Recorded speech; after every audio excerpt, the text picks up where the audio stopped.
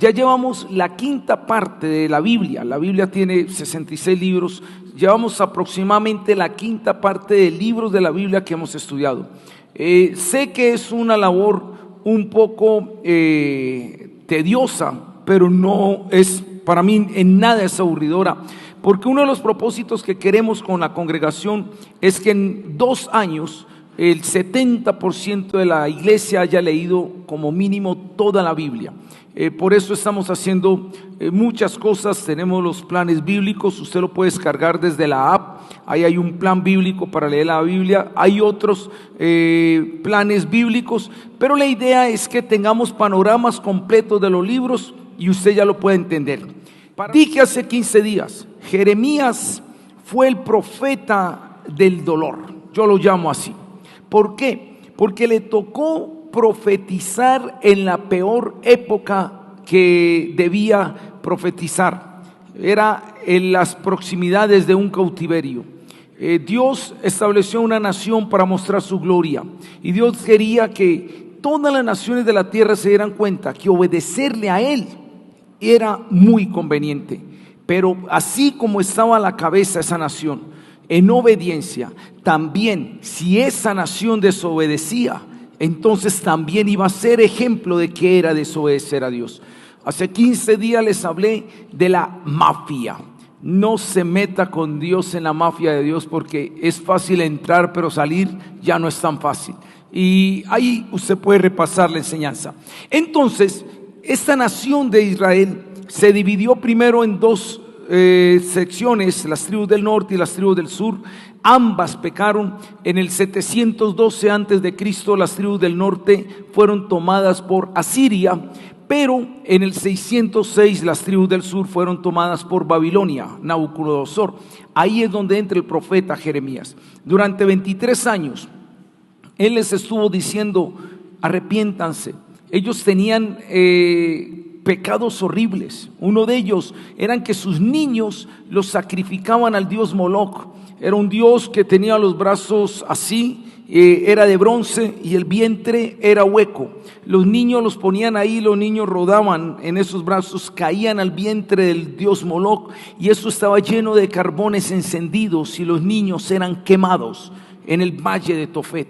Era el pueblo de Dios sacrificando sus hijos a dioses paganos. Llegó un momento donde Dios dijo: no hay nada más que hacer, y la única forma para que ellos entiendan es el dolor. Y entonces ahí está todo el libro de Jeremías. Usted lo puede repasar, como le dije, de estas 2 formas. Pero ya viene Lamentaciones. Lamentaciones es un libro único en la Biblia, por muchas razones. De por sí es el libro que más lamentos tiene. Es un libro triste leerlo. Yo no sé si usted lo había leído. Ahora nos vamos a tomar un paseíto por el libro de Lamentaciones. Vamos a sacar por ahí unos 6 minutos. Usted me dirá: ay, pastor, leer tanto. Si queremos ser un pueblo de la palabra, entonces no tengo problema en sacar 6 minutos de leer pasajes bíblicos. Recuerden que es una de las P de nuestros ejes que tenemos como iglesia: palabra de Dios. Entonces, Lamentaciones es un libro único porque, como su nombre lo dice, es el lamento del profeta, y se describe el cautiverio de una manera tan tremenda. Ahora miren este gráfico. ¿Qué interpretación usted le da al gráfico? Dicen que una imagen vale más que 1000 palabras. Bueno, puede decir mucho o puede que no. ¿Usted qué ve el corazón? ¿Cómo ve ese corazón? Un corazón quebrado. Pero el corazón quebrado tiene algo interesante. ¿Qué tiene interesante? Que adentro es oro, hay valor. Y eso es lo que yo quiero mostrarte, que en medio del quebranto del corazón hay joyas, hay cosas bonitas, verdades tan tremendas, que son las que quiero decirte en el libro de Lamentaciones. Tristemente el dolor nos ciega a ver las riquezas de muchas otras cosas. Y lo lindo de Lamentaciones es que el profeta en medio del dolor extrae joyas, y en medio del quebranto. Ahora, notan algo más en la imagen. ¿Qué tiene más la imagen? Si usted está juicioso en los grupos Gosén, se le es familiar lo que la imagen tiene también. El alfabeto hebreo. Pastor, ¿y usted por qué puso el alfabeto hebreo? El alfabeto hebreo se lee no de izquierda a derecha, sino de derecha a izquierda. Son 22 letras y es muy interesante porque el libro de Lamentaciones, cada capítulo, lastimosamente, la mayoría de las versiones ya quitaron esto. No lo deberían quitar, porque si está en la Biblia debería aparecer así.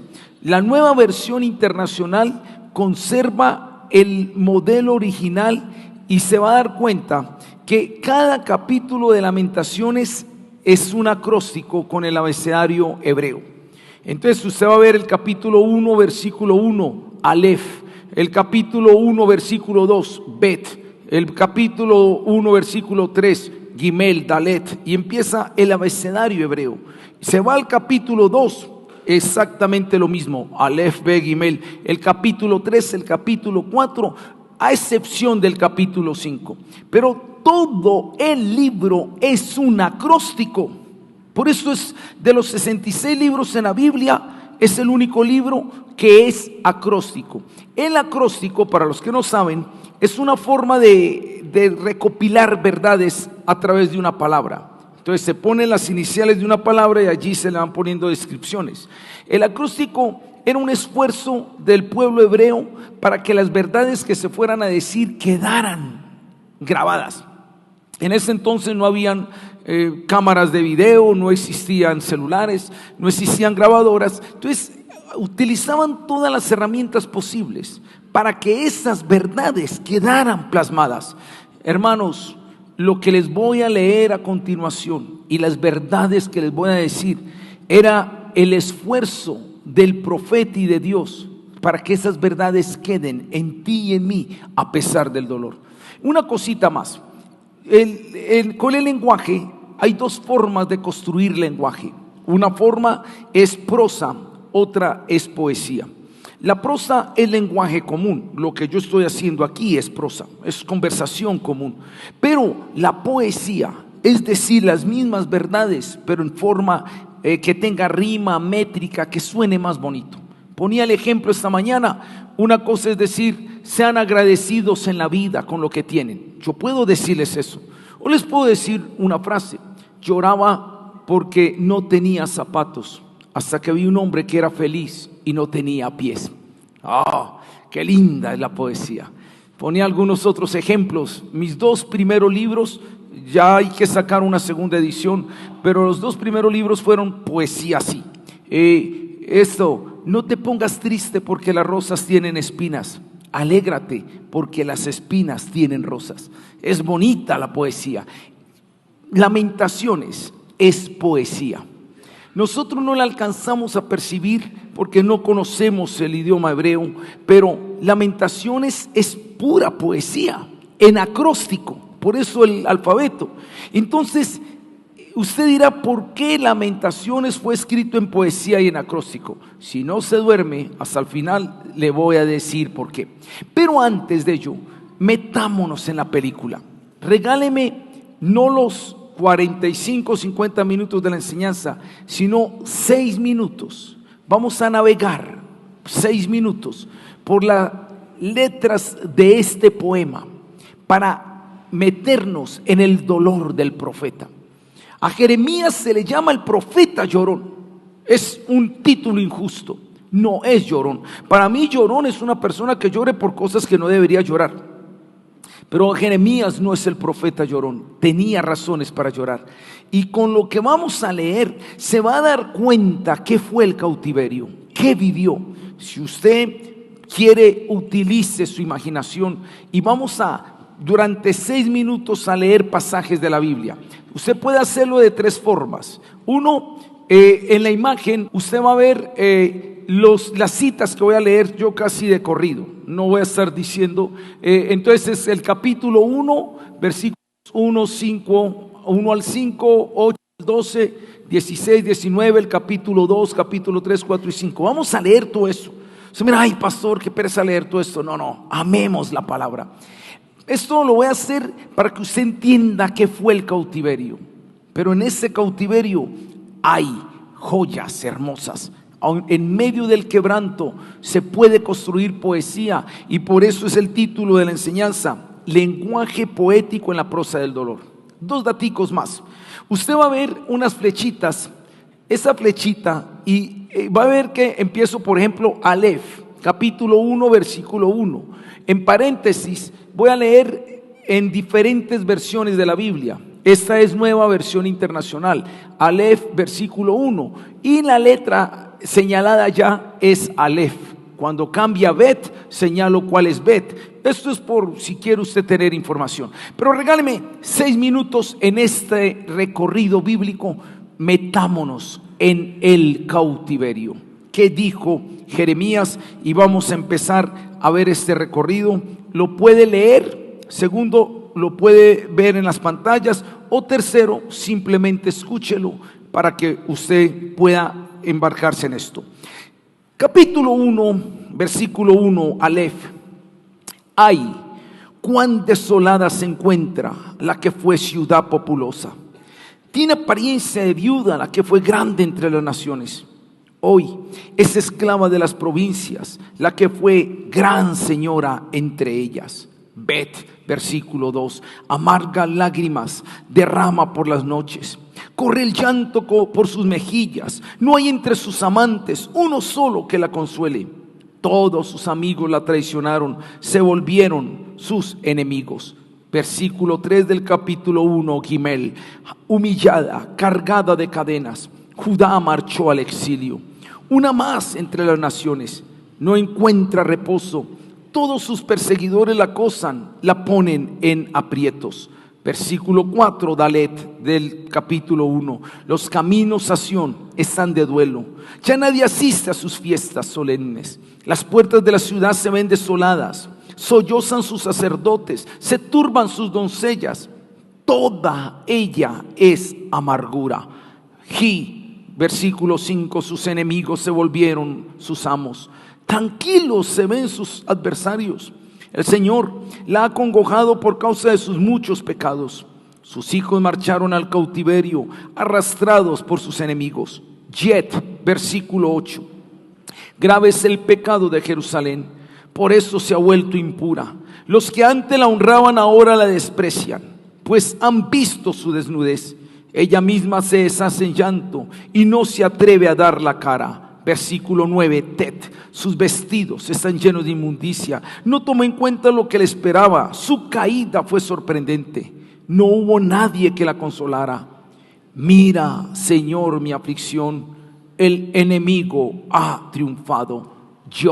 Versículo 10, el enemigo se adueñó de todos los tesoros de Jerusalén. Vio ella penetrar en su santuario a las naciones paganas, a las que tú prohibiste entrar en la asamblea. Versículo 11, todo su pueblo solloza y anda en busca de pan. Para mantenerse con vida, cambian por comida sus tesoros. Mira, Señor, date cuenta de cómo me están humillando. Lamet, versículo 12, fíjense en ustedes los que pasan por el camino. ¿Acaso no les importa? Donde hay un sufrimiento como el mío, como el que el Señor me ha hecho padecer, como el Señor lanzó sobre mí en el día de su furor. Versículo 16 del 1, Achín, todo esto me hace llorar. Los ojos se me nublan de llanto. No tengo cerca a nadie que me consuele. No tengo a nadie que me reanime. Mis hijos quedaron abandonados, porque el enemigo salió victorioso. Versículo 19, Cof. Llamé a mis amantes, pero ellos me traicionaron. Mis sacerdotes y mis ancianos perecieron en la ciudad, mientras buscaban alimentos para mantener la vida. Resh, versículo 20. Mírame, Señor, que me encuentro angustiada. Siento una profunda agonía. Mi corazón está desconcertado, pues he sido muy rebelde. Allá afuera la espada me deja sin hijos. Aquí adentro hay un ambiente de muerte. Capítulo 2, versículo 5. El Señor se porta como enemigo. Ha destruido a Israel, ha destruido todos sus palacios y derribado sus baluartes. Ha multiplicado el luto y los lamentos por la bella Judá. Versículo 7, Sayín, capítulo 2. El Señor ha rechazado su altar, ha abandonado su santuario, ha puesto en manos del enemigo las murallas de sus palacios. lanzan gritos en la casa del Señor como en día de fiesta. Caf, versículo 11. El llanto me consume los ojos, siento una profunda agonía, estoy con el ánimo por los suelos porque mi pueblo ha sido destruido. Niños e infantes desfallecen por las calles de la ciudad. 12. Donde hay pan y vino, preguntan a sus madres, mientras caen por las calles como heridos de muerte, mientras en los brazos maternos exhalan su último suspiro. 14. Versículo 14, Num, tus profetas te anunciaron visiones falsas y engañosas, no denunciaron tu maldad, no evitaron tu cautiverio, los mensajes que te anunciaron eran falsas patrañas.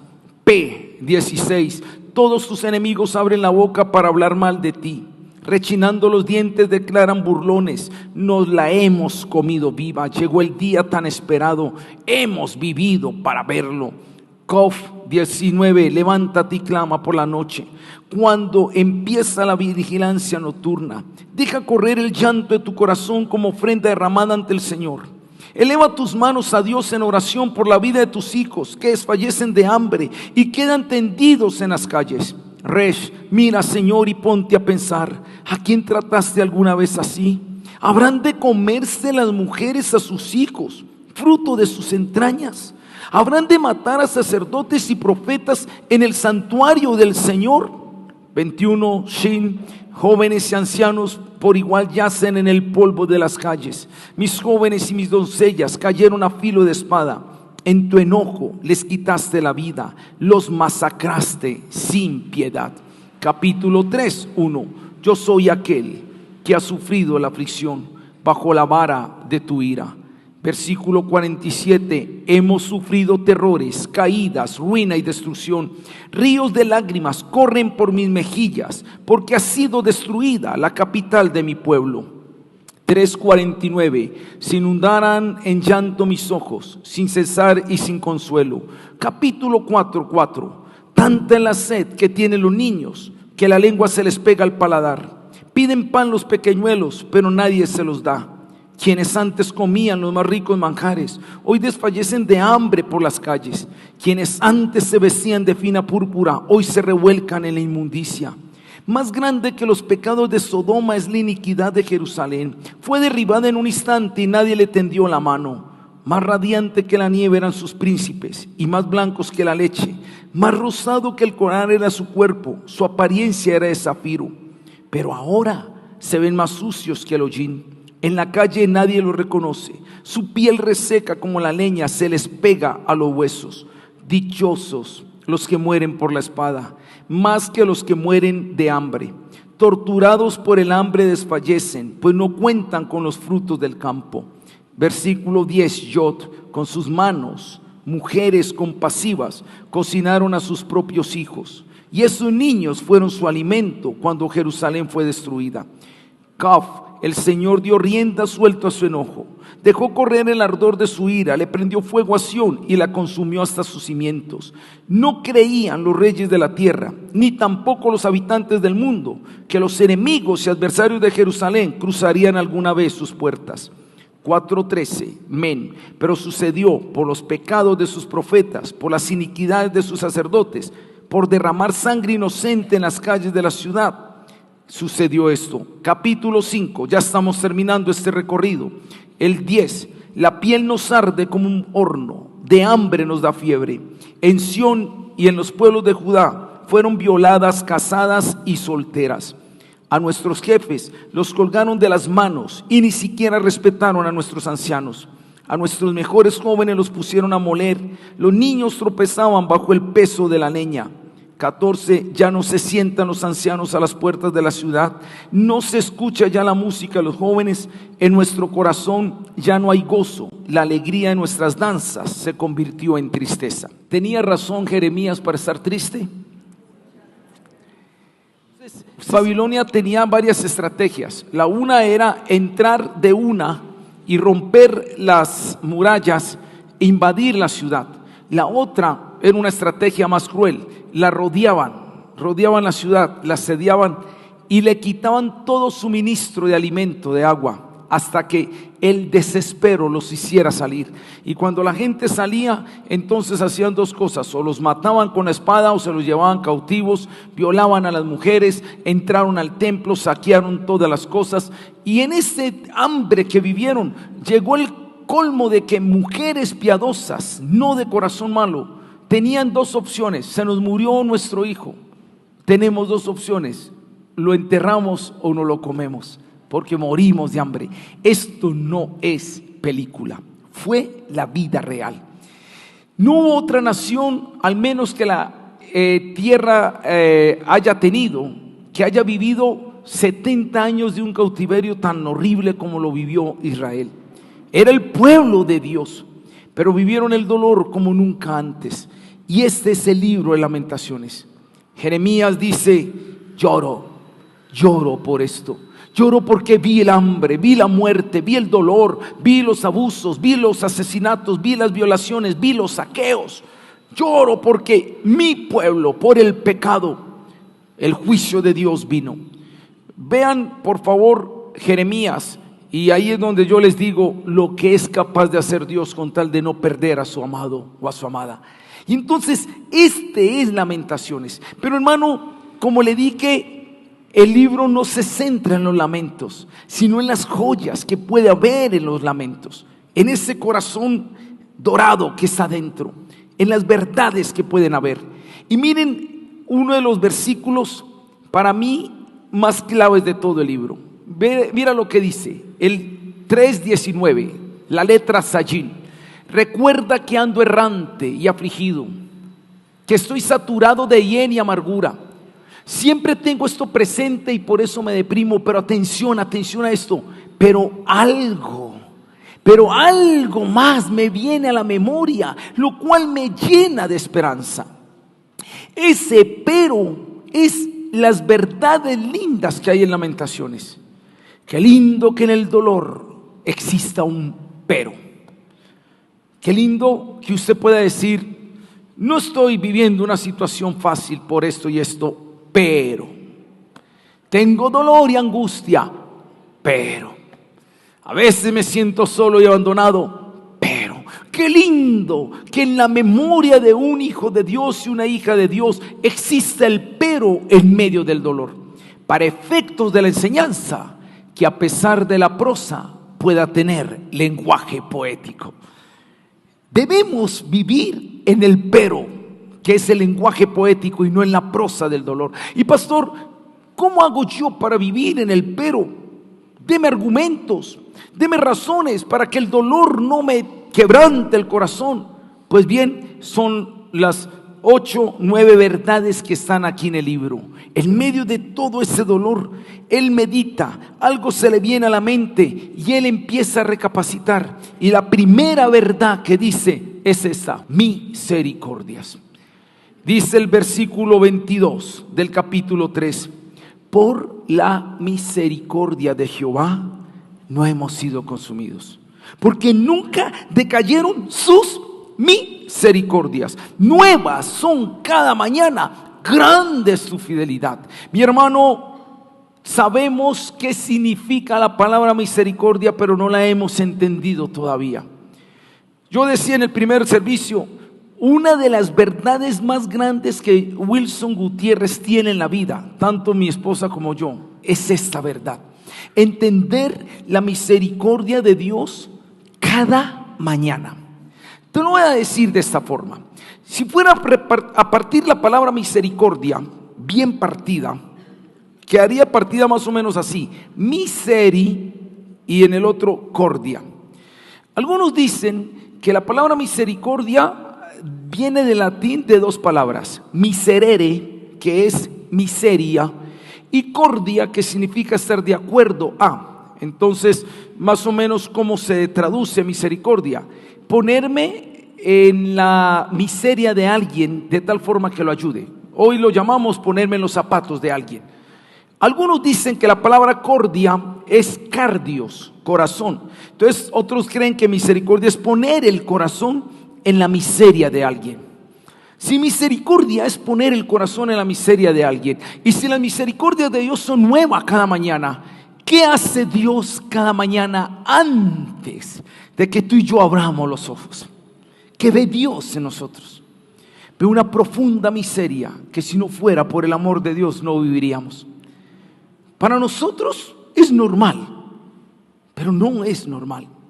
Antes de tú y yo despertar y ponernos sobre nuestros pies y levantarnos, Dios dice: vive, ten esto, haz esto. Sus misericordias son nuevas cada mañana. Para que entienda el valor de lo que es misericordia, le voy a poner el ejemplo. Está un niño en la calle, es un niño de la calle. Son las 12 del día. El niño está llorando. Tengo hambre, necesito que me den un almuerzo. Alguien tenga misericordia de mí. Yo, Wilson Gutiérrez, paso, veo al niño, mi corazón lo pongo en esa miseria, estoy de acuerdo a esa miseria y digo: pobrecito el niño. Y yo saco plata y le digo: niño, almuerza hoy, tuve misericordia de ti. El niño dice: gracias, gracias, y se va contento a almorzar. ¿Qué cree que va a pasar al otro día, a las 12 del día? El niño está otra vez llorando: tengo hambre, alguien que se acuerde de mí. Yo paso ese día y tengo otra vez una nueva misericordia. Niño, almuerza.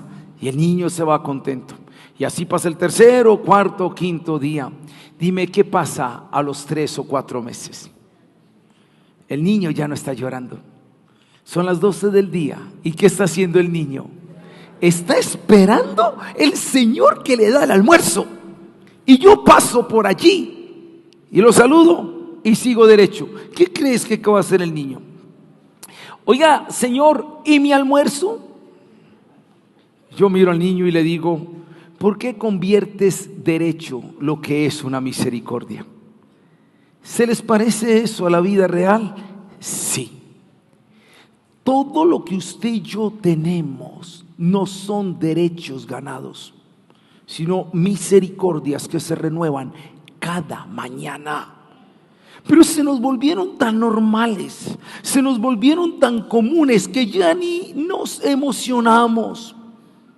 Créame, mis hermanos, cada comida para mí es un motivo de orar. No porque la Biblia simplemente diga orar con acción, comer con acción de gracias. No, tengo un milagro frente a mí.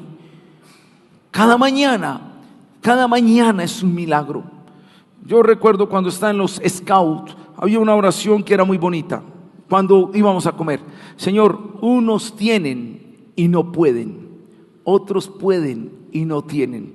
Nosotros que tenemos y podemos, te damos gracias, Señor. Cada cosa es un milagro en la vida. El respirar, el comer, el ver, yo no sé, sume. Y estos milagros se renuevan cada mañana. Pero hemos perdido el enfoque de las misericordias. Y a veces en el dolor se nos olvida que a pesar del dolor que tengamos, hay misericordias mostradas sobre nuestra vida. Por más que estemos sufriendo y pasando pruebas, hay muchas más cosas lindas del Señor sobre nuestras vidas. Pero a veces hacemos más énfasis en el dolor que en la bendición. Y hacemos más énfasis en lo que no tenemos que en lo que tenemos. Hay una lista, a mí me fascina. Hágala. La lista del quiero y tengo. Entonces todos tenemos una lista de cosas que queremos. Quiero ir a Europa, quiero una casa propia, quiero una finca, pero entonces yo le digo a la gente: pon tu lista de quiero en orden de prioridad, ponlo. Por ejemplo, quiero ir a Europa, número 1, número 2, quiero la finca. Ahora haz otra lista, y es la lista de lo que tengo, y también ponelo en orden de prioridad. Tengo a mi esposa, tengo a mis hijos, tengo a mis amigos. 1, 2, 3, 4, 1, 2, 3, 4. Ahora yo te hago una pregunta. Vamos a cambiar cosas del tengo por el quiero. ¿Cambiarías un viaje a Europa por la muerte de tu esposa? Tú dirías: no. ¿Cambiarías la finca soñada por la muerte de un hijo? No. Y nos damos cuenta que por Dios tenemos tanto. Pero a veces por estar enfocados en el quiero dejamos de vivir agradecidos con el tengo. La misericordia de Dios es tan linda. Y esto es lo que aprendió el profeta. El profeta dijo: hay dolor, sí. Hay lamentación, sí. Jerusalén está rodeada, sí. Pero hay todavía en medio del dolor misericordias divinas que se renuevan cada mañana.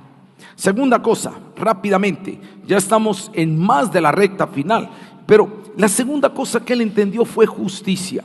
Y dice el versículo 1:18 en dos versiones: Palabra de Dios para todos y la Nueva Biblia al Día. En la Nueva Biblia al Día dice el 1:18: confieso que el Señor tiene la razón, pues me he rebelado en su contra. Oigan, les ruego, pueblos de todas partes, vean mi dolor, pues mis muchachos y señoritas han sido llevados como esclavos a tierras lejanas. Miren lo que dice este mismo versículo en la versión Palabra de Dios para todos, la letra Sade. El Señor es justo al castigarme, porque lo he desobedecido. Escuchen todos en la tierra y vean mi dolor. Mis hombres y mujeres jóvenes han sido llevados prisioneros. Pero nota la verdad que dice el profeta: Dios es justo.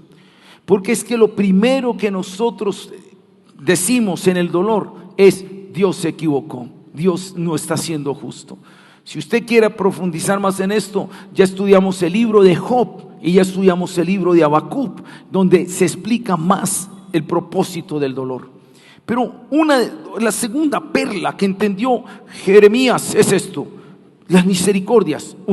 Pero Dios es justo. Lo que está pasando no es la maldad de Dios, lo que está pasando es la justicia de Dios, porque el carácter de Dios no cambia por las circunstancias. Tercera verdad, porción. Me gusta esta. 3:24, Nueva Traducción Viviente, letra Yet. Me digo: el Señor es mi herencia, por lo tanto esperaré en Él. Mírenlo como lo dice en esta otra versión. Dice: mi alma dice, el Señor es todo lo que tengo y necesito, por eso siempre tendré esperanza en Él. Mis hermanos, ¿qué tenemos? Yo le voy a decir definición de tener. Tener es algo que tú puedes controlar. Tener es algo que nadie te lo puede quitar. Tener es algo que va a permanecer en ti. Si se te puede quitar lo que tienes, si se te puede acabar lo que tienes, entonces no lo tienes.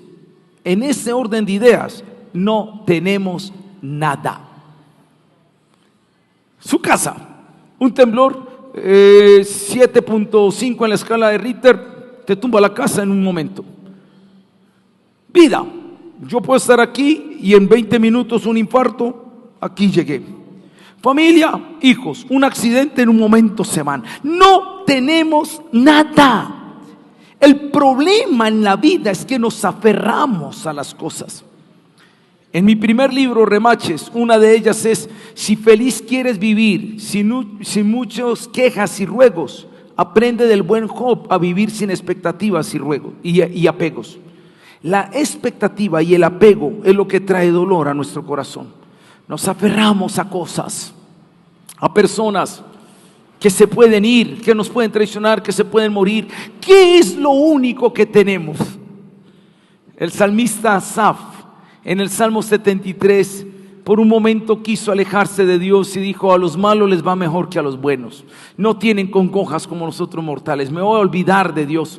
Pero de un momento a otro dice: no, yo estoy equivocado. Y él termina diciendo: ¿a quién tengo yo en los cielos sino a ti? Y fuera de ti nada deseo en esta tierra. Esto es lo que entendió Jeremías en el dolor. Que destruyeron la ciudad, que han matado a nuestros ancianos, que han saqueado el templo. Pero ¿qué tengo yo? Dios es mi herencia, Dios es mi todo. Él es justo y cada mañana hay nuevas misericordias. Cuando uno aprende a ver estas joyas en medio del dolor, la prosa se convierte en poesía. Mira, otra más. Vamos a la otra. Silencio. Dice el 3:26 en la Nueva Biblia al Día: es bueno esperar en confiado silencio la salvación del Señor. Dice en Lamentaciones 3:26: espera en confiado silencio. Ya lo vimos en Habacuc 2:20: Jehová está en su santo templo, calle delante de él toda la tierra. ¿Qué significa este silencio? Este silencio significa que aunque hay cosas que yo no entienda, que aunque hay cosas que yo por más que razone no comprenda, Dios está en control de todo. El domingo pasado estábamos el equipo pastoral, nos quedamos como hasta las 5 de la tarde aquí en la sede, planeando algunas cosas y todo. Y yo les daba un mensaje a los pastores. Todo el mundo está ahora desesperado, que esto es la maldad en el mundo, que aquí hay una guerra que se va a levantar, que el movimiento progresista, que todo el mundo mirando hacia afuera la maldad que hay. Yo les dije, pastores, las tinieblas van a cubrir la faz de la tierra, es profecía. No nos asustemos por la maldad de afuera. ¿Qué dice Isaías? Levántate y resplandece, porque sobre ti amanecerá Jehová. Preocúpate por la luz que hay acá. Si esto se va a poner patas arriba, que se ponga patas arriba. Yo y mi casa serviremos al Señor. Que si las tinieblas van a cubrir la tierra, que la cubran. Pero viviré en los principios de Dios. Sobre mí resplandecerá Jehová. O sea, preocupémonos por la luz, no por las tinieblas. Saca una frase, voy a sacar un pregón en estos días. En vez de ponerte a criticar las tinieblas, preocúpate por resplandecer con tu luz. No nos pongamos a mirar qué está pasando allá. Y entonces, ¿por qué digo esto? Dios está en gobierno de todo. A veces razonamos, pensamos y todo. El silencio representa: Señor, sé que tú tienes el control de todo. Una más, otra más, yugo. Dice el 3:27. Dice 27 y 28, palabra de Dios para todos. Es mejor aprender a llevar el yugo desde jóvenes. El 28, es mejor aprender a llevar el yugo desde jóvenes. Hay que estar solos y calmados cuando el Señor nos coloca el yugo. Si usted mira la palabra yugo aquí, es la prueba. Y lo que está diciendo él es que a veces la prueba se vuelve benéfica. La idea del yugo es un buey. El buey tiene mucha fuerza. El buey puede hacer daño con su fuerza. Pero ¿cómo se amansa un buey? Le ponen un palo, que es el yugo, y pegado al otro buey, que es manso, entonces la fuerza de este se canaliza por el buey manso de allá. Eso es el yugo. ¿Sabe? Jesús en Mateo 11, 28 al 30 dice: venid a mí todos los trabajados y cargados, que yo os haré descansar. Todos dicen: ay, qué rico, yo quiero ese descanso. Pero es que un momento el Señor dice: y aprended de mí, que soy manso y humilde de corazón, y tomad mi yugo sobre vosotros. O sea, lo que está diciendo el Señor: ¿quieres descansar? Deja de ser ese buey que va para todas partes y déjate amansar.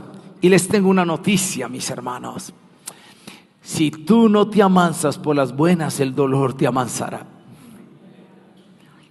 El yugo del dolor te amansará. Hay cristianos que la única manera para tenerlos orando es mándele una prueba, que ahí sí, ay Señor, yo saco ayuno y todo. Hay cristianos que la única manera para quitarles un ídolo es quitándole lo que están aferrados. ¿Por qué aprender con el yugo del dolor, pudiendo aprender del yugo de Cristo? Y dice el texto: bueno es aprender a tomar el yugo. Jeremías entendió eso.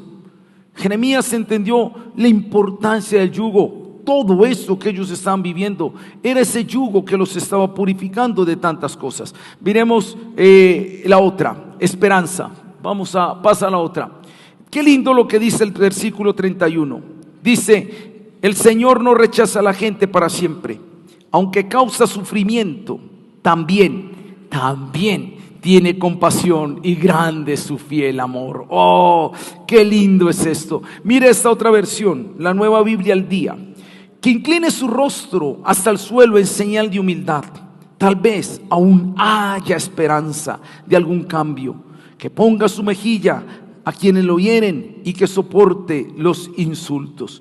Un versículo más, 31 y 32. Porque el Señor no lo abandonará para siempre. Aunque el Señor la aflija, también le mostrará compasión por la grandeza de su bondad. Mire, mis hermanos, dice el dicho popular: lo último que se pierde es la esperanza. Sufrir sin esperanza es sufrir, pero sufrir con esperanza hay consuelo. Y es lo que dice Jeremías. Jeremías dice: sé que hay dolor, pero el Señor, esto pasará. Llegará el momento donde esto pasará. Y como vimos en la predicación de Jeremías, a Jeremías le fue muy bien después de todo. Él tuvo tanto sufrimiento, pero terminó muy bien. La esperanza es otra de esas joyas. Déjeme, yo le digo 2 joyas más para ir sacando conclusiones. Propósito, 3:33 de la Nueva Traducción Viviente. Mira lo que dice: pues Él no se complace en herir a la gente o en causarle dolor. Eso queda claro. Lo que estaban viviendo y ese dolor que pasamos, no es que Dios estaba deleitándose, no, pues esto, no. Dice la Nueva Biblia al Día: nadie crea que el Señor le agrada afligir al ser humano, ni causarle dolor. Dice la traducción en lenguaje actual: nos hace sufrir y nos aflige, pero no porque le guste hacerlo. La prueba no es sin propósito. Para eso vimos el libro de Job. Siempre la prueba tendrá un propósito y siempre será bien. Todas las cosas le salen bien. Romanos 8:28 dice: los que aman a nos ayudan, aunque nos salgan mal. Si yo estoy con el Señor, todo tiene un propósito. Eso que pasó en Israel, mira mi hermano, hasta el día de hoy, lo que pasó hace más de 1000 años, hace más de 2000 años, hasta el día de hoy a Israel le sirvió. Es la 9ª potencia en el mundo. Es el único país en medio de tanta degradación que hay en el mundo, en medio de tanto humanismo. Allá también lo hay, pero todavía en Israel hay un pueblo que le da el primer lugar a Dios. Es el pueblo judío. Esto tuvo un propósito y ellos recuerdan el cautiverio no con dolor, sino con lección. Aprendimos. Hasta el día de hoy sirvió esto. El dolor tiene un propósito. Y miren esta otra, penúltima joya: el pecado. Dice el 39 al 40: siendo el hombre un pecador, ¿de qué se queja en esta vida? Siendo el hombre un pecador, ¿de qué se queja en esta vida? Y luego dice el 40: reflexionemos seriamente nuestra conducta y volvamos nuevamente al Señor. Mis hermanos, ¿sabe lo que dice la Biblia? Todos hemos pecado. Y si fuera por el pecado, lo que estamos viviendo no es lo que merecemos. La justicia de Dios debería cobrarnos nuestros pecados. ¿Por qué no estamos sufriendo lo que estamos sufriendo? Porque nuestra vida está escondida en Cristo.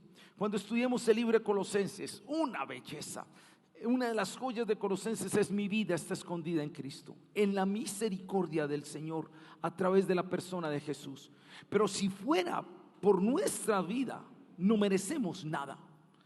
Hemos fallado al Señor. Y entonces lo que dice el texto es: ¿por qué se lamenta? Lamentése por lo que se debe lamentar, por el pecado en su vida. Hemos perdido el saber llorar. Hoy lloramos por un par de zapatos que no tenemos para estrenar en diciembre.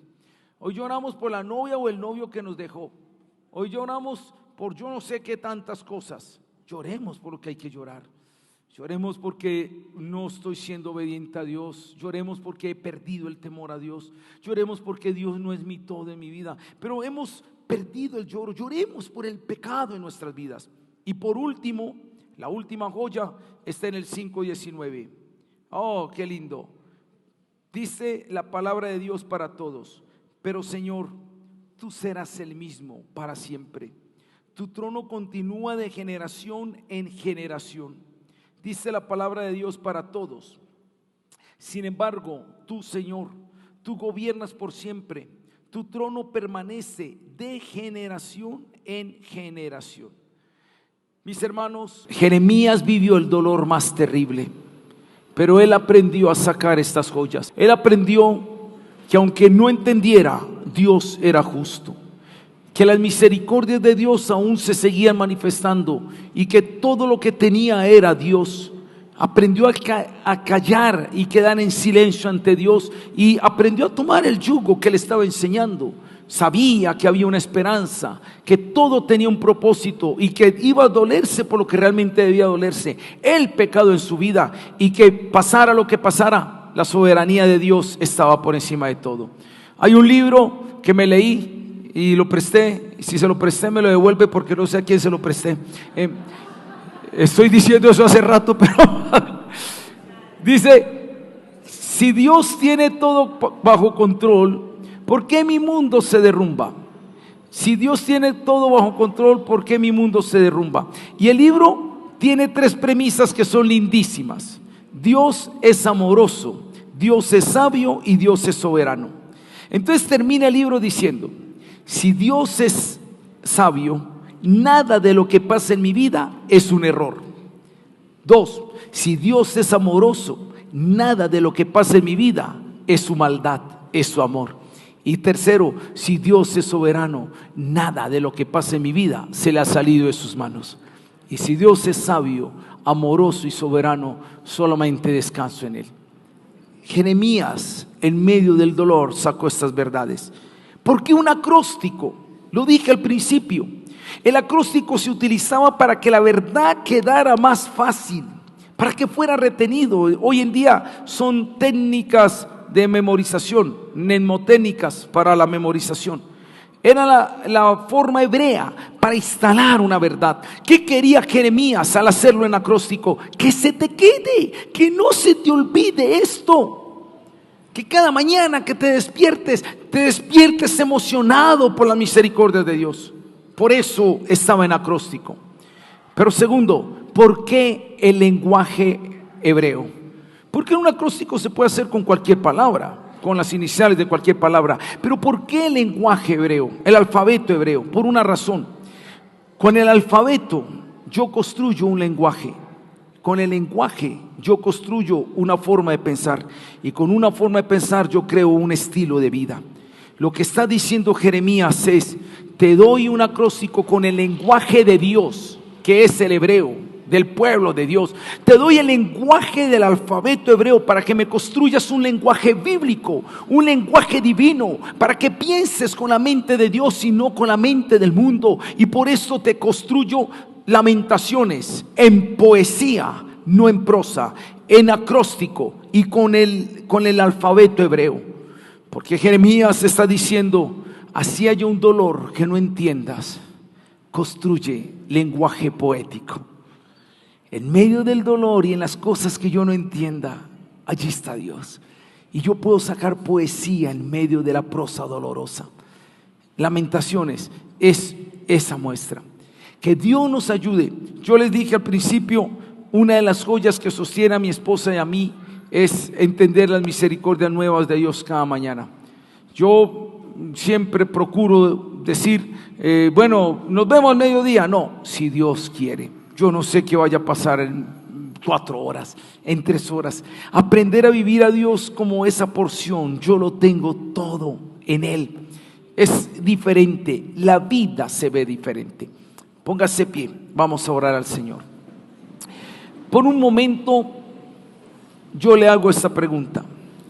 Recuerde, el profeta sollozaba, el profeta tenía un dolor, el profeta tenía lágrimas.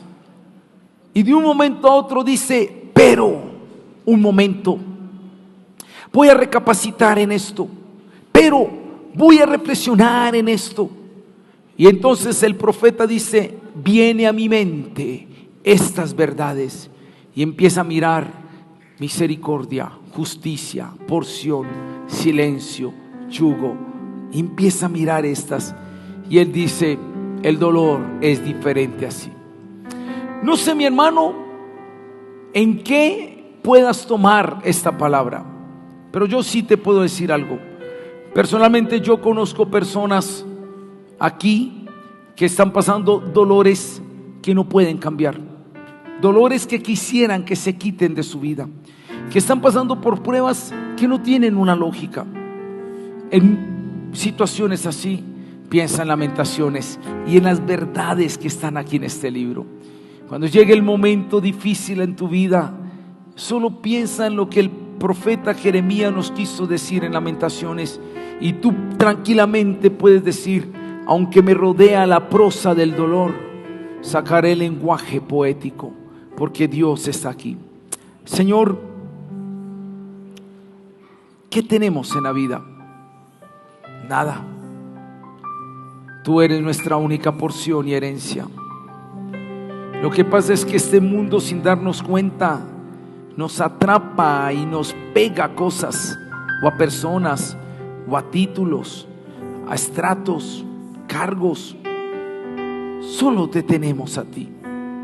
Y cada mañana que vivimos, cada amanecer, ese vaso con agua que me tomo, esa nevera que puedo abrir, ese rostro lindo de la esposa que puedo ver y la alegría del hijo que yo pueda tener, es solo tu misericordia.